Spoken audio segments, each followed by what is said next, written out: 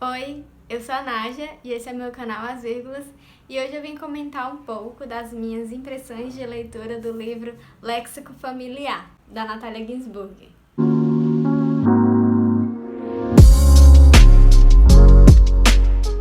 A Natalia Ginzburg é uma escritora italiana de família judia.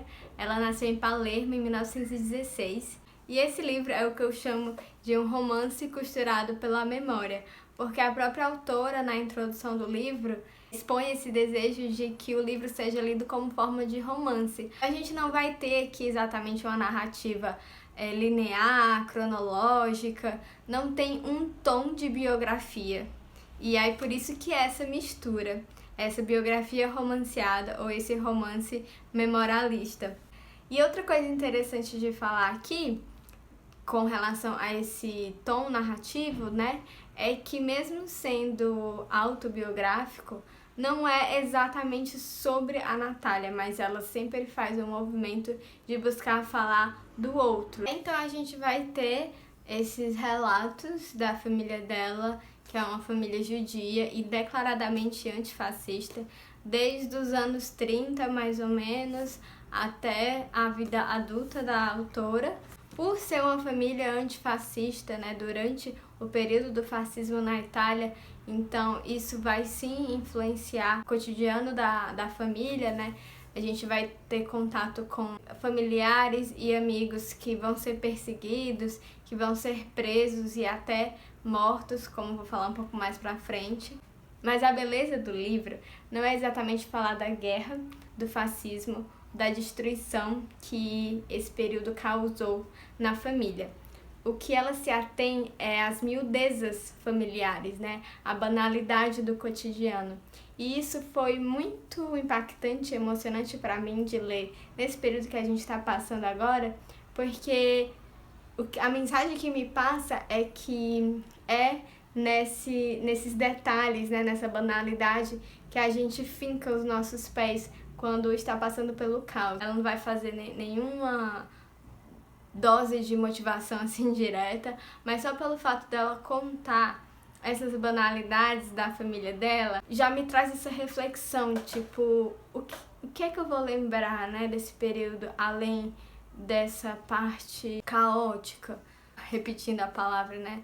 Eu vou lembrar dos detalhes de pessoas que estão no meu cotidiano, das relações humanas, é nelas que a gente se apega para poder suportar tudo isso que a gente está passando. Tem uma persona aqui muito curiosa que é o pai da Natália.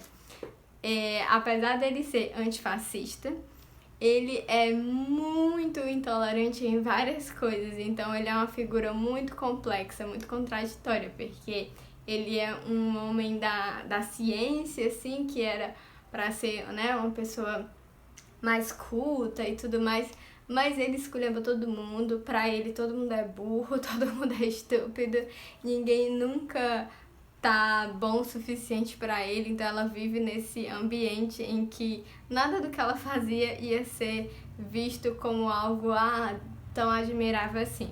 Por exemplo, o irmão dela se forma em medicina e em nenhum momento o pai dela reconhece a importância disso. E até quando alguém fica doente, eu não lembro, acho que a mãe dela fica doente, e ela vai falar, vou me consultar com o meu filho. E ele, você vai se consultar com o fulano? Ele não sabe de nada, falando do próprio filho. Mas, ao mesmo tempo, o jeito que a Natália fala é meio cômico. Ele era muito raivoso, explodia por nada. Eu tinha vontade de rir, porque era algo tão sem sentido, esses ataques de raiva que ele tinha, que me dava vontade de rir. Tipo, ai, que ridículo. Ele tá chamando todo mundo de burro, mas é ele que é o burro. E aí ela fala também muito da mãe. A mãe também é uma figura muito engraçada, né? Tem uma coisa interessante aqui, um trecho que ela fala sobre a mãe dela, né? Sobre o ciúme que a mãe tinha das amigas da irmã. Minha mãe sempre tinha um pouco de ciúme das amigas de Paola, e quando Paola arranjava uma nova amiga, ela ficava mal-humorada, sentindo-se posta de lado. Então levantava-se de manhã com o rosto cinzento, com as pálpebras pisadas e dizia: estou com alcatroagem. Esse conjunto de tristeza e sensação de solidão, misturado também a uma indigestão habitual, era chamado por minha mãe de alcatroagem.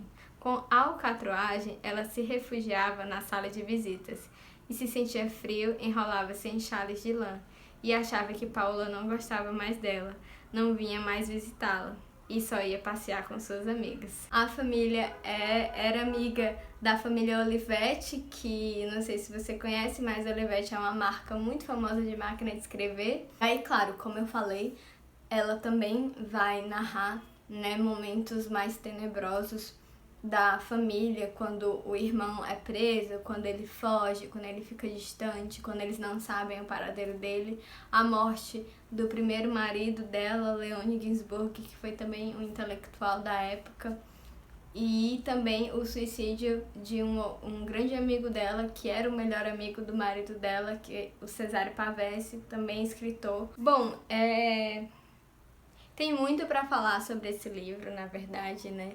Eu participei de um clube de leitura, a gente ficou horas discutindo, mas eu queria só trazer minhas impressões rápidas e dar esse gostinho para vocês. É um livro que eu achei muito interessante por, como eu falei, misturar essa questão de uma narrativa meio romanceada, mas baseada em memórias. É um livro que é muito inspirador por estar passando por um momento caótico, mas também encontrar alegria nesses pequenos detalhes, como a invenção de palavras da mãe, as brigas que os irmãos tinham. E aí ela faz esse contraponto das histórias com E a história com H maiúsculo, né? As pequenas histórias, as pequenas lembranças que a gente vai ter das pessoas, né? Os pequenos fios que nos ligam uns aos outros é também o que fica, né? E é o que não tá na história com H maiúsculo. E aí, pra finalizar, tem um trecho que eu achei que tem tudo a ver com agora também. Nós achávamos que a guerra iria virar e revirar imediatamente a vida de todos. Durante anos, ao contrário, muita gente permaneceu sem ser incomodada em sua casa, continuando a fazer o que sempre fazia. De repente, quando cada um já achava que no fundo se livrara por pouco e não haveria nenhum transtorno, nem casas destruídas, nem fugas ou perseguições, explodiram bombas e minas por toda parte, e as casas desabaram. As ruas se encheram de ruínas, de soldados e de fugitivos. E não havia mais ninguém que pudesse fingir que nada estava acontecendo, fechar os olhos e tapar os ouvidos, enfiar a cabeça embaixo do travesseiro. Não havia. Na Itália, a guerra foi assim. Eu acho que é um pouco esse sentimento que a gente está vivendo, né? Em algum momento não tem como a gente fingir que nada está acontecendo. E eu até escrevi um poema inspirado nisso aqui, porque eu fiquei pensando, será que se explodisse uma bomba, algumas pessoas iam parar de negar, né? Será que se explodisse uma bomba na nossa cara e destruísse a nossa casa, algumas pessoas iam parar de negar o que está acontecendo? E acho que é um livro que se comunica muito com o agora e recomendo demais a leitura. Se você tiver interesse, eu vou deixar na descrição como que você faz para adquirir o livro.